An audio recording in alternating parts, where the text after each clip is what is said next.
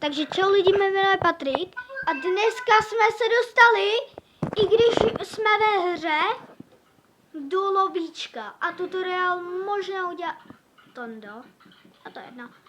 No a možná uděláme tutoriál, že jakoby potřebujete Warper, Flamethrower a Skite a potom uděláte tohle, že Flamethrower tak hodíte takhle a Skite tohle. Tak a udějte klidně Warper Stone, protože bude se to hodit.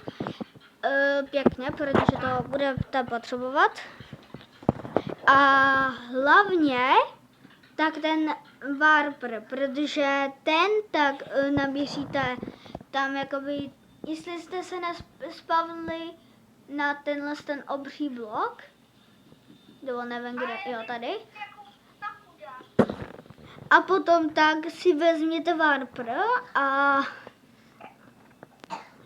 klikněte normálně a potom zase nahoru úplně.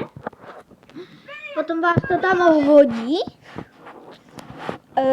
a levitujete, ale připravte si do ruky plamenovat, nebo protože jinak to nepůjde. A potom, jakoby, jak jsem vám ukazoval, prostě půjdete plamenometem pod sebe a Skite to před sebe. A potom, až budete v lobby, teda u lobby, až uvidíte prostě, jak se to zbarvuje, až jak to nebude černý, tak použijte Warper Stone a hodí vás to, buď vás to hodí do lobíčka, anebo jenom do, jakoby nahoru. A tohle je konec videa a za to, že jsem vám pomohl, tak dejte like a odběr, protože nemám ani jeden odběr, no to je no.